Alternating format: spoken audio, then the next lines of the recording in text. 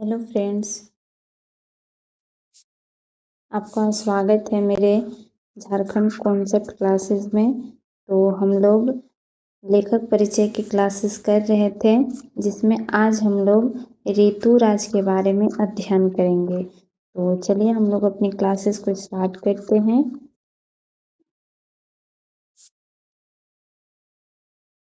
ऋतुराज का जन्म 1940 में भरतपुर में हुआ।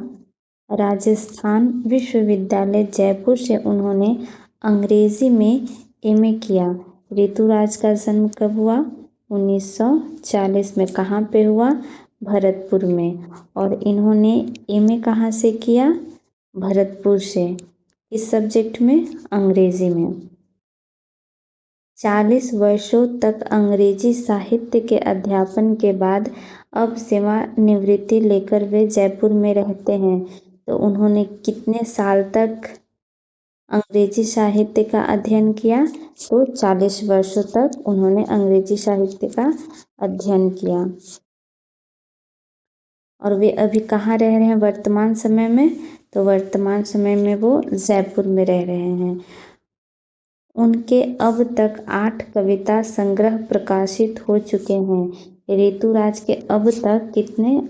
8 कविता संग्रह प्रकाशित हो चुके हैं, जिसमें कौन कौन से हैं? मरण धर्मा और अन्य, पुल पर पानी, सूरत नीरद और लीला मुखारविंद। इनके क्या हैं? कौन कौन सी रचनाएं हैं? मरण धर्मा और अन्य, पुल पर पानी, सूरत नीरद, लीला मुखारविंद। इतना हम लोग याद रखेंगे। चलिए आगे हम लोग बढ़ते हैं।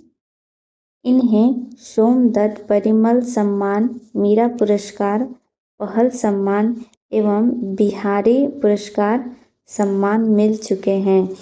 ऋतुराज के कौन कौन से सम्मान मिल चुके हैं? तो ऋतुराज को सोमदत्त के अलावा परिमल, उसके बाद मीरा पुरस्कार और पहल सम्मान, इसके बाद बिहारी पुरस्कार से इनको सम्मानित किया गया है। तो ये सारे पॉइंट्स को हम लोग याद रखेंगे, इससे क्वेश्चन बन सकता है। तो चलिए हम लोग आगे बढ़ते हैं। मुख्य धारा से अलग समाज के हाशिए के लोगों की चिंताओं को ऋतुराज ने अपने लेखन का विषय बनाया। तो ये क्वेश्चन बन सकता है कि ऋतुराज ने किसको अपनी लेखन का मुख्य विषय बनाया है? तो किसको? जो समाज के हाशिए पे लोग हैं, जो पिछड़े वर्ग के लोग हैं, उनकी जो चिंताएं हैं, उसको ऋतुराज ने अपने लेखन का विषय बनाया। उनकी कविताओं में दैनिक जीवन के अनुभवों का यथार्थ है। तो ऋतुराज की कविताओं में दैनिक जीवन का यथार्थ है और वे अपने आसपास रोजमर्रा में घटित होने वाले सामाजिक शोषण और विडंबनाओं पर निगाह डालते हैं। यही कारण है कि उनकी भाषा अपने परिवेश और लोक जीवन से जुड़ी हुई है। तो क्वेश्चन ये भी बन सकता है कि जो ऋतुराज हैं, उनके किस भाषा में उन्होंने अपनी काव्य या फिर रचनाएं को लिखा है? तो उसका आंसर क्या होगा?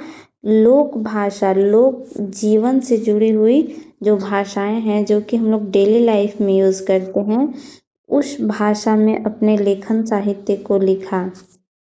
ओके फ्रेंड्स, तो इतना हम लोग याद रखेंगे। तो अपने क्लास को यहीं पे हम लोग वाइंड अप करते हैं। Okay, thank you.